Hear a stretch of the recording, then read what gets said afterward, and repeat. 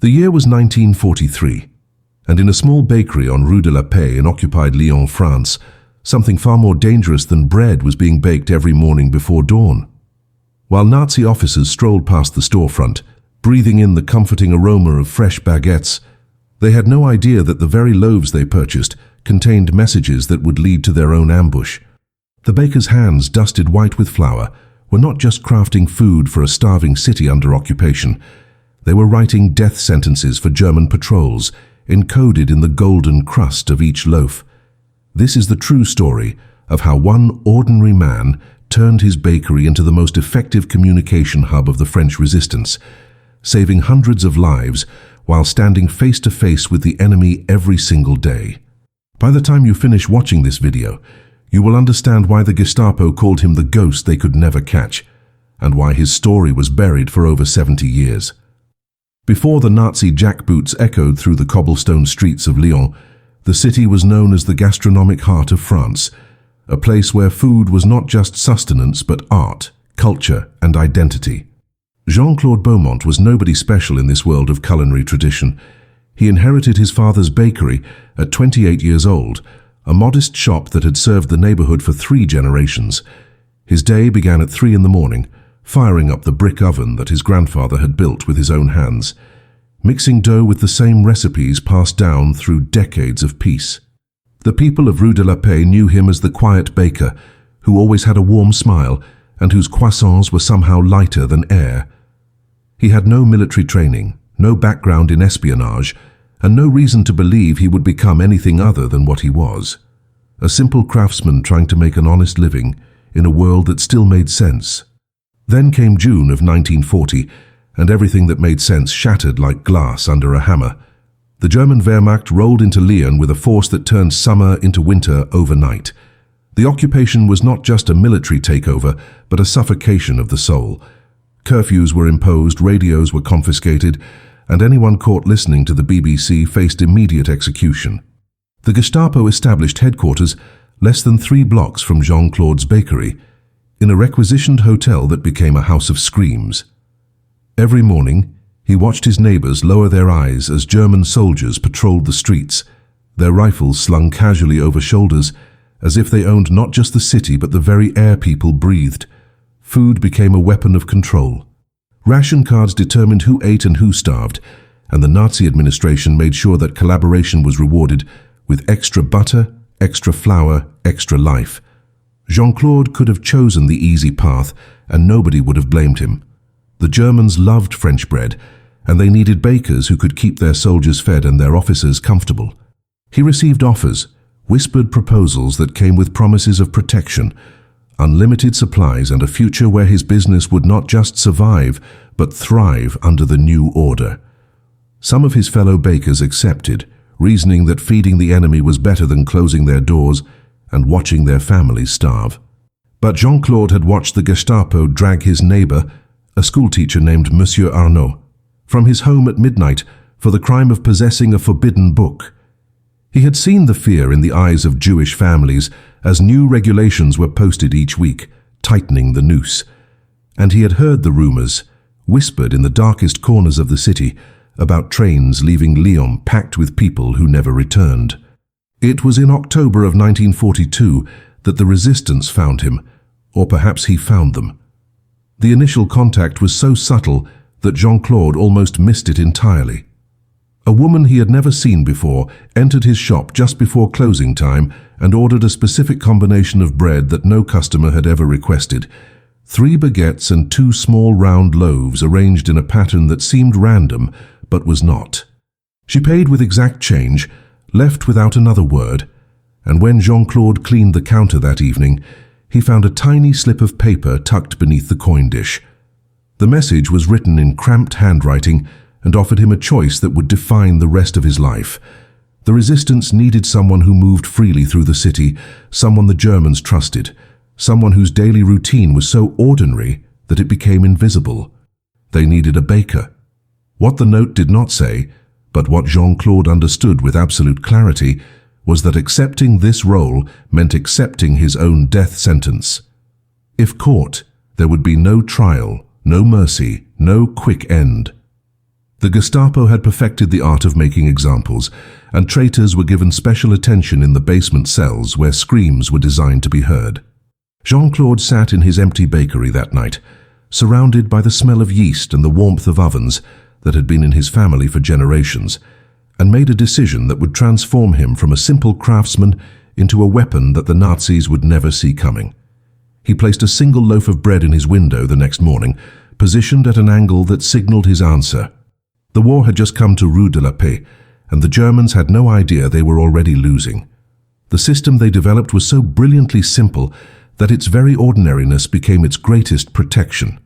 Jean-Claude would continue baking exactly as he always had, maintaining his routine down to the minute so that nothing appeared different to the German patrols who passed his shop every morning at 7:15. But hidden within that routine was a language that only the resistance could read, a code written not in ink, but in the arrangement, quantity, and types of bread displayed in his window. A baguette positioned horizontally meant a scheduled Gestapo raid was planned for that evening. 2 round loaves stacked together indicated a checkpoint would be established on a specific street. Croissants arranged in groups of 3 signaled that it was safe to move supplies through the district.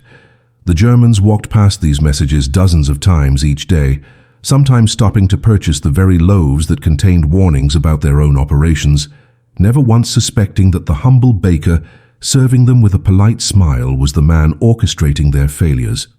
The intelligence Jean-Claude provided did not come from dramatic acts of espionage or risky infiltration missions. It came from something far more valuable and far more dangerous, his complete invisibility as a threat. German officers loved his bakery because it reminded them of home, of a civilization they claimed to be defending, and they talked freely within its walls. They discussed upcoming operations while waiting for their orders, complained about patrol routes while munching on pain au chocolat, and gossiped about which neighborhoods were being targeted for searches while Jean-Claude wrapped their purchases in paper. He never asked questions, never showed interest, never gave any indication that he understood German beyond the basic phrases needed for commerce. His face remained pleasantly blank, his movements efficient and unremarkable, and the officers saw in him exactly what they wanted to see, a conquered Frenchman who knew his place in the new order. What they failed to notice was that his eyes were always watching, his ears always listening, and his mind cataloguing every careless word that slipped from their lips. But gathering intelligence was only half of the operation, and the easier half at that. The real genius and the real danger lay in how Jean-Claude transmitted what he learned to the resistance without ever being seen making contact with them. Traditional methods of communication were suicide in occupied Lyon. The Gestapo had informants everywhere. Neighbors informed on neighbors for extra rations, and anyone caught passing messages faced torture and execution. Dead drops could be surveilled, meeting points could be raided, and radio transmissions could be traced. The resistance needed a method that was completely open, completely public, and completely invisible. They needed the messages to be delivered by people who had no idea they were couriers, carried through checkpoints by hands that bore no guilt. They found their answer in the oldest transaction in human civilization, the simple act of buying bread. The code worked through a secondary layer that transformed innocent customers into unknowing messengers. Certain loyal families in the neighborhood, carefully vetted members of the resistance network, knew to watch for specific signals in Jean-Claude's window display. When they saw the designated pattern, they would enter the shop and request their bread using predetermined phrases that sounded entirely natural. Jean-Claude would then hand them a specific loaf, always warm from the oven, always wrapped in the same brown paper that every customer received. But before wrapping certain loaves, Jean-Claude would use a thin wooden skewer to pierce tiny holes in the crust, holes so small they looked like natural imperfections in the baking process. These holes, arranged in specific patterns, spelled out numbers using a modified version of Braille that the resistance had adapted for this exact purpose. The numbers indicated times, locations, and the nature of the threat. A resistance member would receive the bread from the unknowing customer, break it open at a safe house, and read the message baked into its very structure. The beauty of the system was its redundancy and its deniability. If a customer was stopped at a checkpoint and their bread was inspected, The German soldiers would find exactly what they expected: a fresh baguette or a round loaf, still warm, completely ordinary. The tiny holes meant nothing to anyone who did not know the code, and even if the Germans had suspected something, proving that random imperfections in bread crust were actually coded messages would have been impossible. Jean-Claude himself maintained complete deniability because he never directly handed messages to resistance members. If questioned, he was simply a baker selling bread to customers, and the customers themselves had no idea they were carrying intelligence.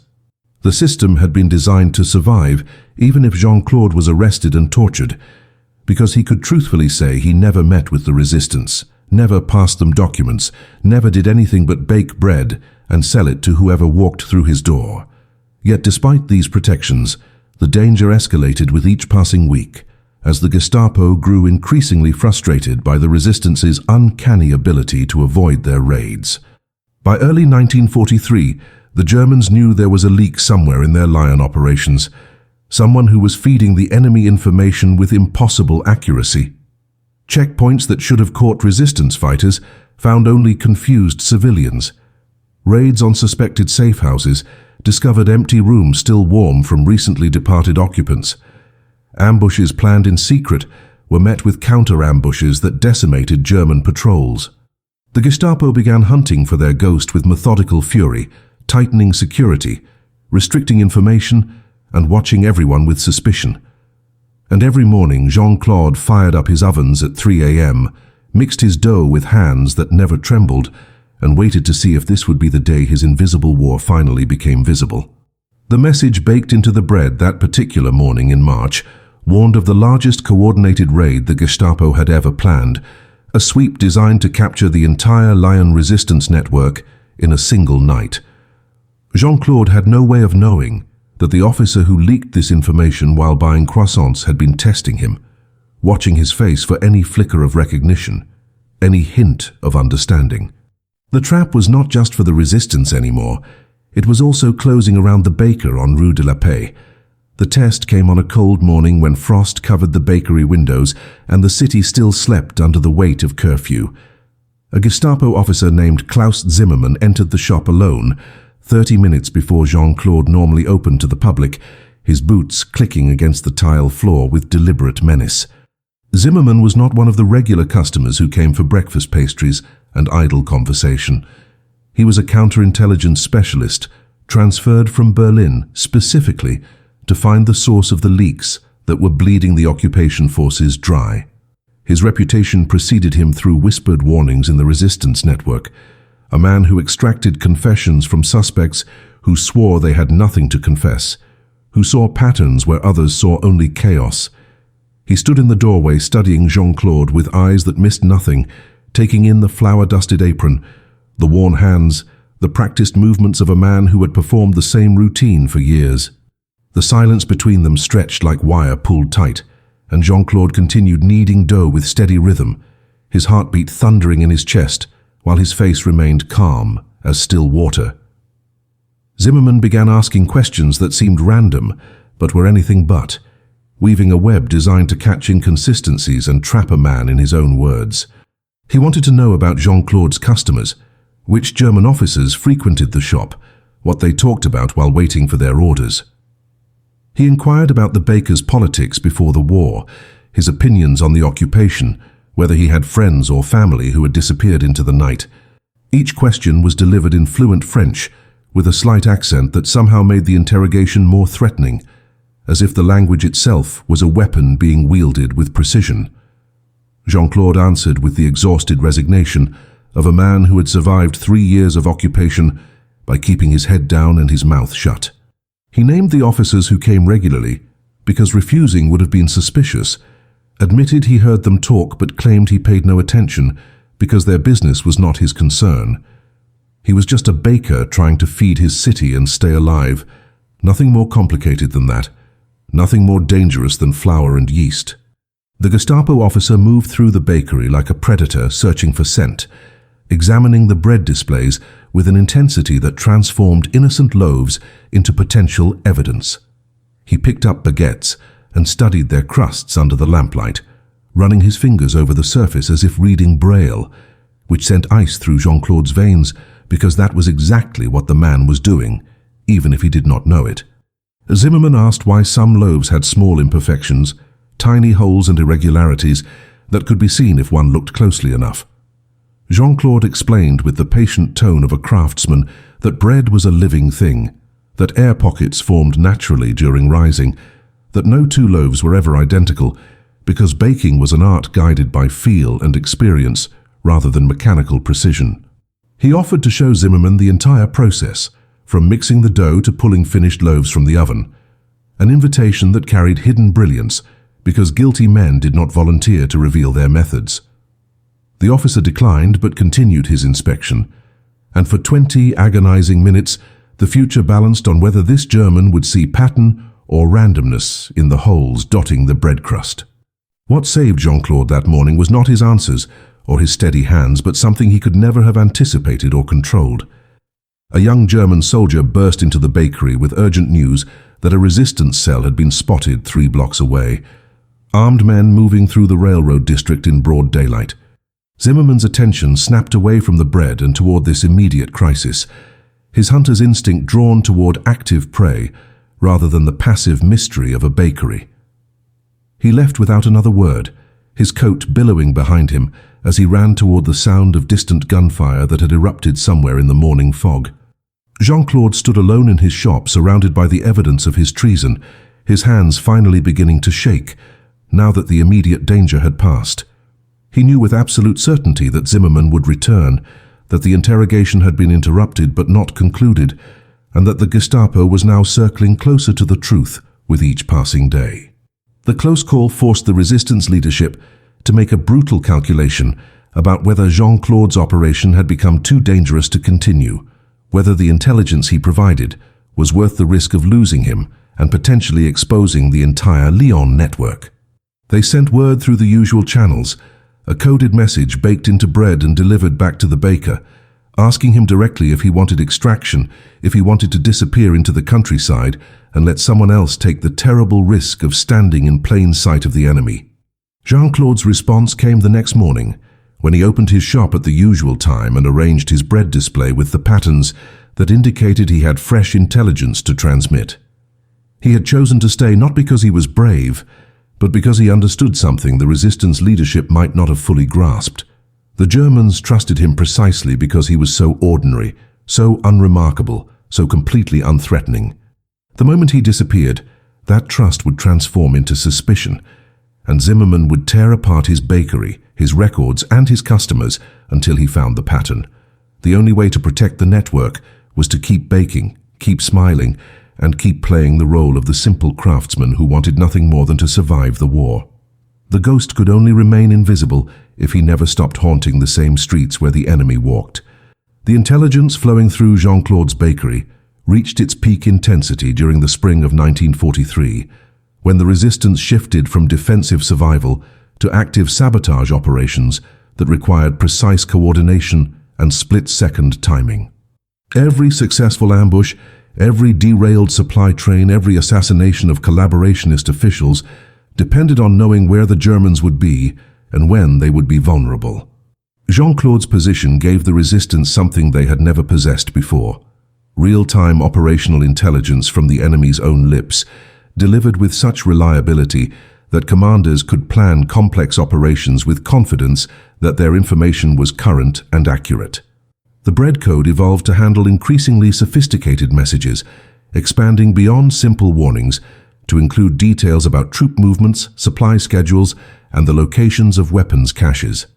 Jean-Claude developed the ability to encode an entire operational briefing into the arrangement of his morning display, a language written in carbohydrates that could be read by trained eyes in seconds and then consumed as evidence disappeared into hungry stomachs.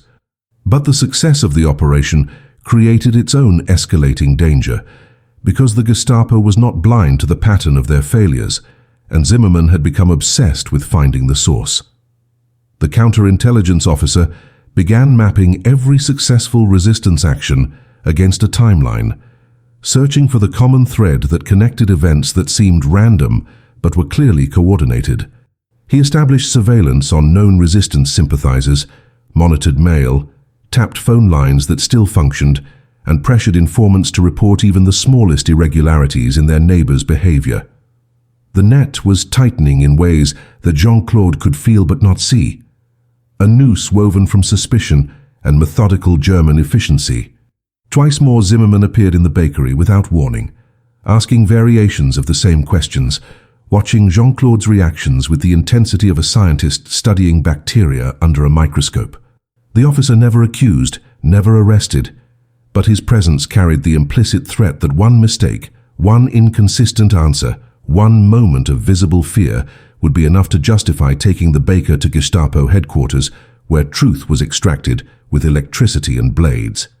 The resistance networks across Lyon operated in cells that were deliberately isolated from each other, a security measure designed to ensure that if one group was captured and broken under torture, they could only betray the handful of people they actually knew. Jean-Claude existed in a unique and uniquely dangerous position because his intelligence benefited multiple cells simultaneously, which meant his value to the movement was immeasurable, but his knowledge of the larger network was deliberately kept minimal. He knew only 3 contact points, 3 faces belonging to people who would collect the encoded bread and distribute the intelligence to the appropriate commanders. He did not know their real names, their addresses, or what operations they were planning. This ignorance was his armor, because even if the Gestapo captured him and applied every technique in their arsenal of horror, he could not betray what he did not know. The system protected the network, but offered no protection to Jean-Claude himself, who understood that if Zimmermann decided to arrest him based purely on suspicion, there would be no rescue mission and no prisoner exchange. He would simply disappear into the basement cells and eventually into an unmarked grave. The psychological toll of maintaining his double life began manifesting in ways that Jean-Claude fought to conceal but could not entirely suppress. He stopped sleeping more than 2 or 3 hours each night, his mind refusing to rest, because closing his eyes meant losing the vigilance that kept him alive. His hands developed a tremor that appeared only when he was alone, shaking uncontrollably once the performance ended and the mask could slip. He lost weight despite being surrounded by bread every day, his appetite destroyed by the constant cortisol flooding his system. The face that looked back at him from the mirror each morning belonged to a man aging in accelerated time, new lines appearing around his eyes, grey spreading through his hair like frost. Yet when he stepped into his bakery and tied on his apron, the transformation was complete and absolute. The frightened man disappeared, and the pleasant baker emerged, smiling at customers and chatting about weather and rations, as if his greatest concern was whether the flour shipment would arrive on time. What kept Jean-Claude functioning through the exhaustion and terror was not patriotism or ideology, but something more fundamental and more powerful. Every morning when he encoded a message into bread crust, he was saving lives he would never meet, protecting families he would never know, giving desperate people a chance to escape the raids that would otherwise consume them. He had learned through whispered reports that filtered back through the resistance network that his warnings had prevented the capture of over 200 resistance fighters and their families, that entire cells had survived because they knew exactly when to evacuate their safe houses and exactly which routes to avoid. Children were alive because their parents had received bread with holes that spelled out danger. Young men and women had escaped torture because Jean-Claude had overheard a German officer mention a checkpoint location while buying croissants. The invisible baker had become the guardian angel of Lyon's resistance, and he carried that responsibility like a cross that grew heavier with each passing day. But crosses, as Jean-Claude knew from his Catholic upbringing, were meant to be carried until the very end, and his end was coming faster than he wanted to admit. Zimmermann was getting closer, the questions more pointed, the visits more frequent, and sooner or later the Gestapo officer would stop suspecting and start knowing. The breaking point arrived on a humid June morning when Jean-Claude discovered that the Gestapo had begun deploying a new tactic specifically designed to identify and capture intelligence sources. Zimmermann had ordered his men to plant false information, carefully constructed lies about raids and operations that would never actually happen, feeding these fabrications to different groups of German personnel to see which false intelligence surfaced in resistance actions. It was a classic counter-espionage technique, creating unique versions of misinformation so that when the resistance responded to intelligence that only specific officers knew, the leak could be traced back to its source. Jean-Claude learned about this strategy from an unlikely ally, a young Wehrmacht soldier named Private Ernst Weber, who had become a regular customer not because he supported the occupation, but because he despised it. Weber was Austrian, conscripted against his will, sickened by what he witnessed in occupied France, and he had been quietly passing warnings to Jean-Claude for weeks, disguised as casual conversation about how much he missed his mother's baking. The warning came wrapped in seemingly innocent small talk, as Weber purchased his usual morning baguette and mentioned that his unit had been briefed about a major operation scheduled for the following Thursday, a coordinated sweep through the textile district, where the resistance supposedly maintained weapons caches. He emphasized the details with subtle repetition, making sure Jean-Claude understood the time, location, and scale of the planned raid. Then, as he counted out his payment, Weber added in a voice barely above a whisper that his commanding officer had seemed unusually pleased about the briefing, smiling in a way that made the private uncomfortable because it was the smile of a man setting a trap. The message was clear enough that even the most cautious operative would understand. This was not real intelligence, but poisoned bait designed to identify whoever was feeding information to the resistance. If Jean-Claude encoded this false raid into his bread display, and the resistance responded by avoiding the textile district or preparing an ambush, Zimmermann would know with certainty that someone with access to that specific briefing was the leak.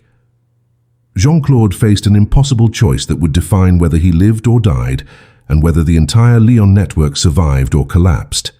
If he transmitted the false information, he would expose himself as the source, and the Gestapo would descend on his bakery within hours, ending not just his operation, but potentially compromising every resistance member who had ever purchased bread from his shop. If he ignored the intelligence and transmitted nothing, the resistance would lose their early warning system for legitimate threats, and real raids that Jean-Claude learned about in the future might catch resistance fighters unprepared because they had grown dependent on his warnings. But there was a third option, one that required Jean-Claude to break every security protocol the resistance had established and take a risk so enormous that even contemplating it made his hands shake. He could encode a different kind of message, a warning that the intelligence network itself had been compromised, that the Germans were actively hunting for their source, and that all operations should be suspended until the danger passed. The technical challenge was that the bread code had never been designed to communicate meta-information about the security of the intelligence pipeline itself. Every pattern Jean-Claude knew how to create related to specific tactical warnings, raid times, checkpoint locations, patrol routes. There was no established sequence of holes and arrangements that meant the system is compromised or trust nothing you receive for the next week. He would have to improvise a message using the existing vocabulary in a way that resistance operatives might understand, while remaining cryptic enough that if the Gestapo somehow cracked the code, they would not immediately understand what they were reading. Jean-Claude decided to use the most extreme version of the warning signal, an arrangement that the resistance had designated for use only in absolute emergencies when Lyon itself was about to fall. He placed every single loaf of bread in his window upside down, an impossibility in normal circumstances because inverted loaves would not display properly and would look absurd to any customer. The message was visual chaos, a scream of wrongness that could not be missed. The gamble was that resistance operatives would recognize this impossible arrangement as a signal that something catastrophic had occurred, that the normal system could not be trusted, and that they should go to ground immediately. What Jean-Claude could not control was whether Zimmermann or his men would notice the bizarre display and recognize it as a coded message rather than dismissing it as the mistake of an exhausted baker having a bad morning.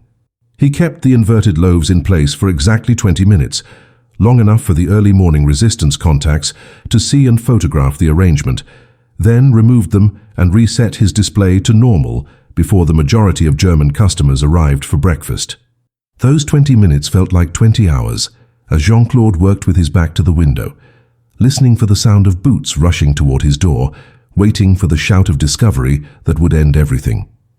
When the first regular German customer entered at 7:30 and commented only on the wonderful smell of fresh bread, Jean-Claude allowed himself to believe he might have bought the resistance a few more days of safety.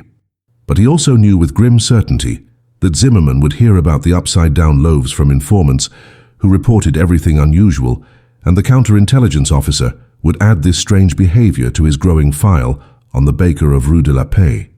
The resistance understood Jean-Claude's emergency signal with a clarity that probably saved the entire Lyon network from decapitation, and their response demonstrated the sophisticated coordination that his intelligence had made possible.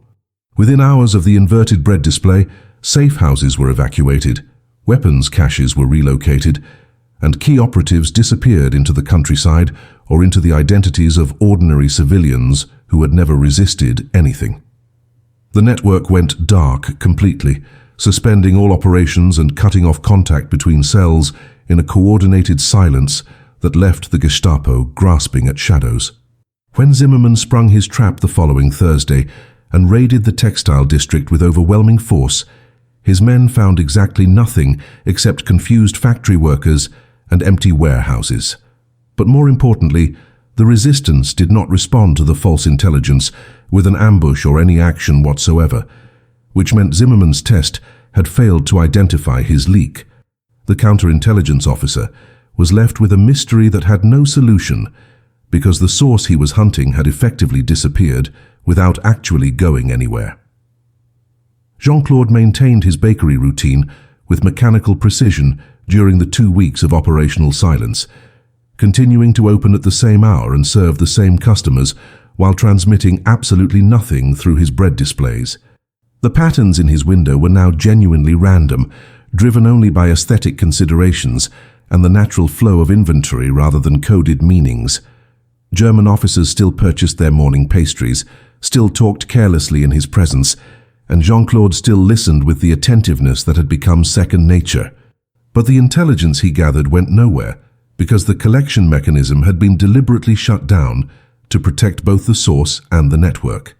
This period of forced inactivity was psychologically devastating in ways that active operation had never been, because Jean-Claude was acutely aware that people were probably dying due to raids he could have warned them about, that resistance fighters were walking into traps he had the information to help them avoid. The weight of that unused knowledge crushed him more than the fear of discovery ever had. Zimmermann interpreted the sudden disappearance of the resistance's tactical advantage as confirmation that his counterintelligence operation was working, that he had spooked the source into silence even if he had not yet identified them. He increased the frequency of his visits to Jean-Claude's bakery, no longer pretending these were casual inspections, but openly treating them as interrogations. The questions became more specific and more dangerous, probing into exact details about which officers had been present on which days, what conversations Jean-Claude might have overheard even accidentally, whether he had noticed any customers paying unusual attention to his bread displays.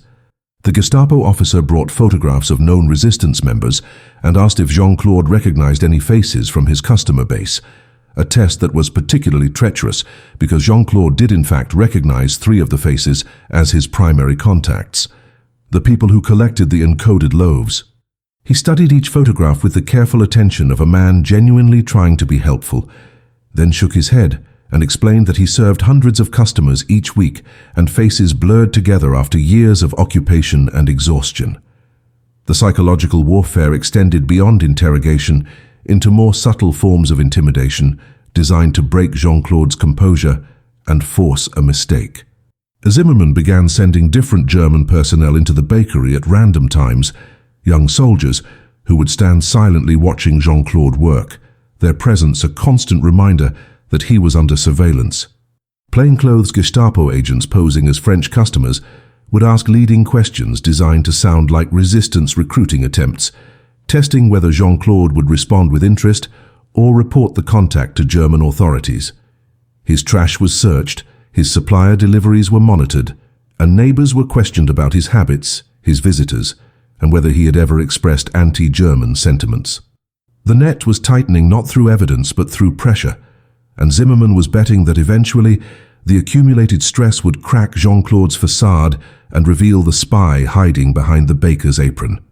What the Gestapo officer failed to understand was that Jean-Claude had already made peace with his eventual capture and death, had accepted that outcome the moment he placed that first signal loaf in his window back in October of 1942. The fear that might have broken another man had been metabolized into a cold clarity about what mattered and what did not. Survival was no longer the objective, because survival under occupation was just another form of death, a slow suffocation of everything that made life worth living. What mattered was how many people he could save before the end came, how much damage he could inflict on the machinery of occupation, how many small victories he could steal from an enemy that seemed invincible. When the resistance finally sent word that operations would resume and that Jean-Claude's intelligence was needed again, despite the increased danger, he did not hesitate or question the decision. He simply returned to encoding messages in bread crust, placing his life on the line with each arrangement, and waiting to see whether the next customer through his door would be someone seeking breakfast or someone seeking his head. The ghost of WWII was haunting the occupation again, and this time both he and Zimmerman knew that their game of invisible chess was approaching its end game. The critical intelligence that would define Jean-Claude's legacy and seal his fate arrived on August 14, 1943, during a conversation he was never supposed to hear. A senior SS officer named Hauptsturmführer Dietrich Koch entered the bakery shortly after dawn, accompanied by two subordinates, and while Jean-Claude prepared their order, the men discussed operational details with the casual arrogance of conquerors who believed French civilians were too stupid or too broken to understand German. Koch was explaining the final details of Operation Thunderclap, a coordinated mass arrest planned for August 20th that would target not just known resistance members, but their entire families, their neighbors, and anyone who had ever been reported for suspicious behavior. The scope was breathtaking and horrifying. Over 1,200 people were marked for arrest across Lyon, to be rounded up simultaneously at dawn and transported immediately to camps in Germany. The operation was designed to decapitate the resistance completely, by removing not just the fighters, but the entire support network of sympathizers, suppliers, and safe house operators who made resistance possible. Jean-Claude continued slicing bread with hands that wanted to tremble, but could not afford to betray him, his mind racing through the implications of what he was hearing. This was not a tactical raid that could be avoided by evacuating a few safe houses or rerouting an arms shipment. This was an existential threat to everyone in Lyon who had ever whispered a word against the occupation, everyone who had hidden a Jewish family in their attic, everyone who had looked away when resistance fighters moved through the shadows. The 1,200 names on the arrest lists included children, elderly grandparents, and people whose only crime was being related to someone the Gestapo suspected. Koch emphasized to his subordinates that secrecy was absolute, that not even the regular Wehrmacht units would be informed until the night before the operation, and that French police collaborators would only receive their assignments 2 hours before the arrests began. The SS was taking no chances that information might leak and allow targets to escape, which meant Jean-Claude was hearing intelligence that perhaps fewer than 50 people in all of occupied France currently possessed. The technical challenge of encoding this information into bread was nearly impossible, because the existing code system could not handle the complexity and urgency of what needed to be communicated. Jean-Claude could signal that a raid was coming and provide a general time frame, but he had no way to convey the scale of Operation Thunderclap or the specific date of August 20th, or the fact that this was not a standard operation, but a coordinated purge. He made a decision that violated every security protocol and placed him in immediate mortal danger. He would break the code system entirely and create a message so obvious that even people unfamiliar with the standard patterns would recognize it as a desperate warning. That afternoon, he baked a special batch of large round loaves and used his skewer to pierce letters directly into the crust, spelling out August 20 in English because he knew resistance leaders included escaped British SOE agents who would recognize the language. The message was no longer hidden or deniable. It was screaming from the bread itself to anyone who looked closely enough. The problem was ensuring the right people saw the message before the wrong people did, and Jean-Claude's solution was as brilliant as it was suicidal. He placed the marked loaves in a special display with a handwritten sign advertising a promotion for bulk purchases, knowing that resistance contacts had standing orders to watch for any deviation in his normal sales practices.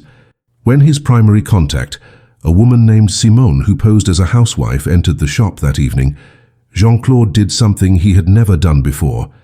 He spoke directly to her in a way that broke their cover.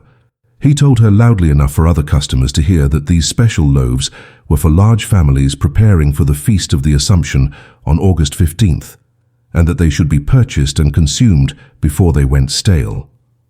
The date reference was deliberate, pointing her attention to the timeline, and when he handed her the loaves, he positioned them so the letters faced upward and visible. Simone's eyes widened imperceptibly as she read the message baked into the crust, and Jean-Claude saw the moment she understood the magnitude of what he was telling her. What Jean-Claude could not see was that Zimmerman had finally positioned an agent inside the bakery itself, a young woman hired 3 days earlier as Jean-Claude's assistant, supposedly the niece of a loyal French collaborator, but actually a German intelligence operative, fluent in French, and trained to recognize coded communications. She had been watching Jean-Claude's every move, cataloguing his patterns and waiting for him to make contact with the resistance. She saw him hand the specially marked loaves to Simone, heard the strange emphasis on dates and consumption, and noticed the way the customer's expression changed when she looked at the bread. The assistant waited until Simone left the shop, then excused herself for a break, and walked directly to the Gestapo headquarters 3 blocks away. Within 20 minutes, Zimmerman knew that his ghost had finally materialized, that the humble baker had been the source all along, and that the evidence of his treason was literally written in bread crust for anyone to read. The hunt that had consumed nearly a year was over, and the trap was about to spring shut on Rue de la Paix. Zimmerman made the deliberate choice not to arrest Jean-Claude immediately, a decision that revealed the true sophistication of his counterintelligence mind and the depth of danger the baker now faced. The Gestapo officer understood that capturing one source was valuable, but destroying the entire network that source-fed was infinitely more important. If he raided the bakery and dragged Jean-Claude away in handcuffs, the resistance would immediately know their intelligence pipeline had been compromised and would scatter like birds before a gunshot. But if Zimmerman allowed the baker to continue operating while under complete surveillance, he could follow the bread to every contact point, identify every resistance member who collected encoded loaves, and map the entire Lyon network before crushing it all at once. The counterintelligence officer positioned his best operatives in buildings surrounding the bakery, established watching posts that provided sightlines to every entrance and exit, and ordered his men to photograph everyone who purchased bread over the next 72 hours. Jean-Claude was now bait in a trap he did not yet know had been set. The resistance response to Jean-Claude's warning demonstrated exactly why the Gestapo wanted to preserve the intelligence network long enough to destroy it completely. Within 18 hours of Simone receiving the marked loaves, an emergency council convened in a safe house outside Lyon, involving representatives from every major resistance cell operating in the region. The message about August 20th had created panic and urgent action simultaneously, because if the intelligence was accurate, they had less than 6 days to evacuate 1,200 people from a city under total occupation surveillance. The scale of the required operation was unprecedented and probably impossible, but the alternative was accepting mass deportation and death. Resistance leaders made the brutal calculation that Jean-Claude's information had always been accurate, that his warnings had never failed them, and that they had to trust him one final time, even if it meant exposing their entire organizational structure in a desperate evacuation effort. The next 5 days transformed Lyon into a city of ghosts, as the resistance executed the largest civilian evacuation in occupied French history, moving people through networks of safe houses, forged documents, and smuggling routes that had been built over 3 years of occupation. Families disappeared from their homes in the middle of the night, children were sent to live with relatives in the countryside under false names, and anyone on suspected Gestapo lists was given new identities and new lives. The operation required coordination between dozens of resistance cells, collaboration with sympathetic clergy who hid people in churches, and the complicity of French railway workers who looked the other way when unauthorized passengers boarded trains heading south. It was a masterpiece of desperate logistics, made possible entirely by the 6-day warning that Jean-Claude had provided, and every person involved knew they were gambling everything on the accuracy of intelligence baked into bread crust by a man they had never met. Zimmerman watched this exodus unfold through his surveillance network with growing satisfaction, because every evacuation route revealed itself to his cameras, every safe house was documented, every resistance courier was photographed and identified. He now possessed a complete map of the Lyon underground, names and faces and locations that would normally have taken years of interrogation and torture to extract. The Gestapo officer made detailed notes about the organizational structure he was observing, impressed, despite himself, by the sophistication of the network and the speed of their response. He calculated that he could allow the evacuation to proceed almost to completion, let the resistance believe they had saved their people, and then strike on August 19th, one day before Operation Thunderclap, arresting not just the original targets, but every resistance operative who had exposed themselves during the evacuation effort. It would be a decapitation strike so complete that organized resistance in Lyon would cease to exist. Jean-Claude sensed the surveillance closing around him like a fist, even though he could not see the specific watchers or identify the trap's mechanisms. The instinct that had kept him alive for nearly a year screamed warnings that something fundamental had changed, that the game had entered a new and final phase. German customers who entered his bakery now watched him with an intensity that went beyond normal wartime suspicion, their eyes tracking his movements with the focus of people gathering evidence rather than purchasing breakfast. His assistant, the young woman who had appeared so conveniently just days before his most dangerous transmission, asked questions that seemed innocent but probed too deeply into his methods and his customers. Private Weber stopped coming to the bakery entirely, an absence that spoke volumes because the young Austrian had been a daily presence for months. Jean-Claude understood with crystalline clarity that he had been compromised, that Zimmerman knew or strongly suspected his role, and that the only reason he was not already in Gestapo custody was because the Germans wanted to catch bigger prey. He was being used as bait, and the people he had tried to save by warning them about August 20th were now walking into a trap baited with his own intelligence. The ghost had finally been seen, and visibility in the world of occupation resistance meant only one thing. Death was no longer a possibility but a certainty, and the only question remaining was how many people would die with him. Jean-Claude made his final decision on the evening of August 18th, sitting alone in his bakery after closing time, surrounded by the tools of his trade and the evidence of his treason.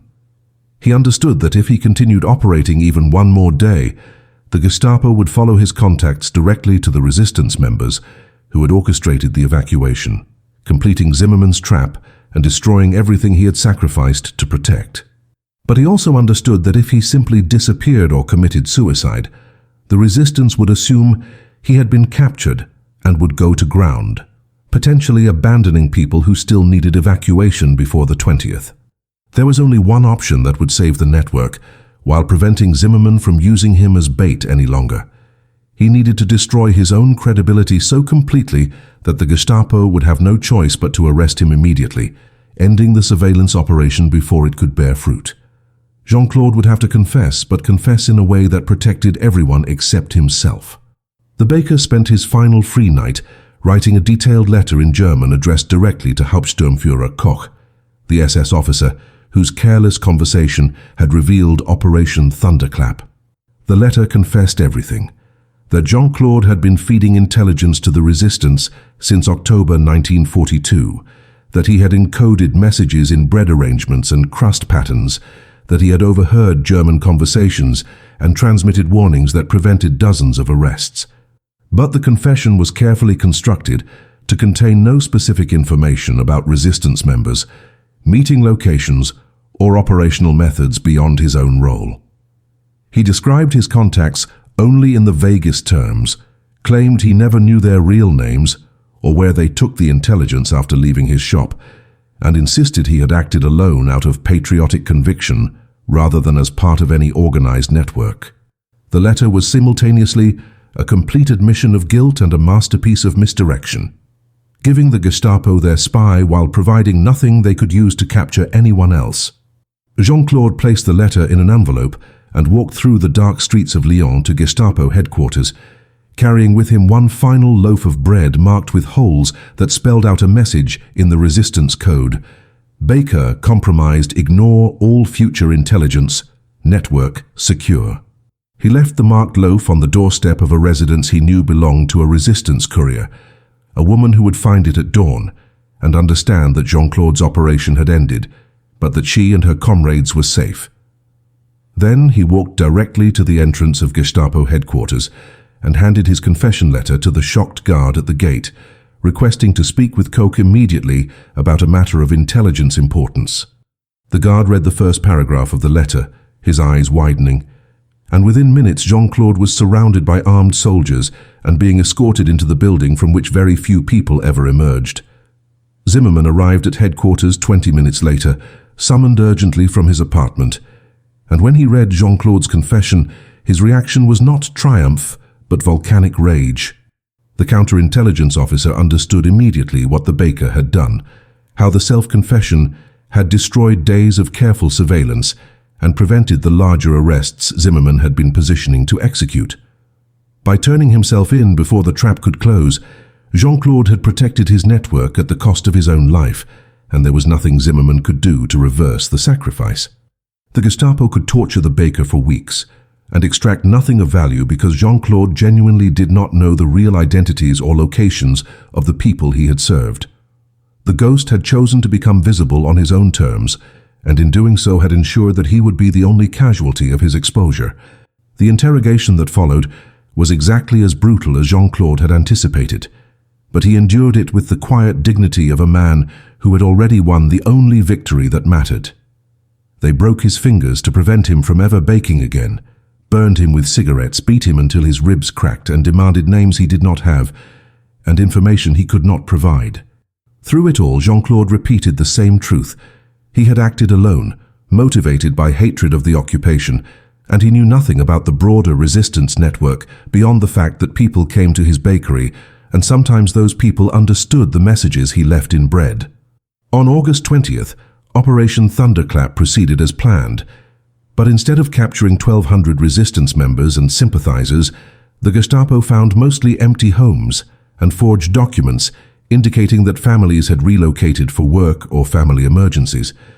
The warning Jean-Claude had baked into bread had saved over 1,000 lives, and the evacuation he had made possible had gutted the target list beyond recognition. Zimmermann stood in an empty apartment that should have housed a resistance cell leader, and understood that he had been beaten by a baker who wielded flour and yeast like weapons of war. Jean-Claude Beaumont was executed by firing squad on August 23, 1943, and died without ever revealing a single name beyond his own. The story of Jean-Claude Beaumont remained buried in classified Gestapo files for over 70 years, hidden not because the French government wanted to suppress it, but because almost no one who knew the full truth survived the war to tell it. Zimmermann died during the liberation of Lyon in September 1944, killed by resistance fighters who never knew he had been hunting their guardian angel. The resistance operatives who had received Jean-Claude's encoded bread knew only that a baker had helped them, not the full scale of his sacrifice or the sophistication of his operation. The breadth of his intelligence network only became clear in 1998, when a French historian researching Gestapo counterintelligence operations in Lyon discovered Zimmermann's personal files in a German archive. The files contained Jean-Claude's confession letter, surveillance photographs of his bakery, and Zimmermann's furious after-action report documenting how a simple craftsman had outmaneuvered the entire apparatus of Nazi intelligence and saved over 1,000 lives with nothing more than bread and courage. What makes Jean-Claude's story particularly haunting is how completely ordinary he was before the war forced him to become extraordinary. He had no training in espionage, no background in resistance operations, no particular skills beyond the ability to bake excellent bread and pay attention to the world around him. He was not a soldier or a spy or a natural-born hero, but simply a man who was offered a choice between comfortable survival and dangerous resistance, and who chose to fight back using the only weapons available to him.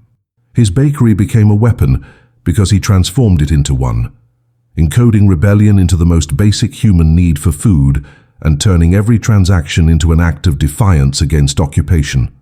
The genius of his operation lay in its visibility, in the fact that German officers bought the very bread that contained warnings about their own operations, never suspecting that the humble baker they patronized was orchestrating their defeat, one loaf at a time.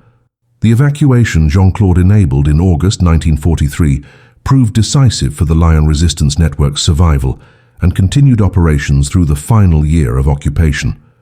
The 1,200 people who escaped arrest included key resistance leaders, Allied intelligence operatives, Jewish families, and the infrastructure of support that made organized rebellion possible.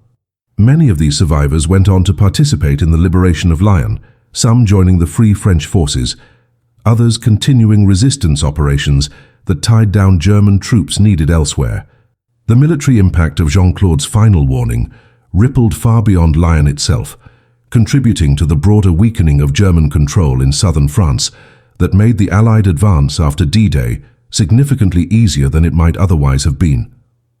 A single baker's decision to encode a message in bread crust altered the course of the war in ways that can never be fully quantified, but were undeniably real.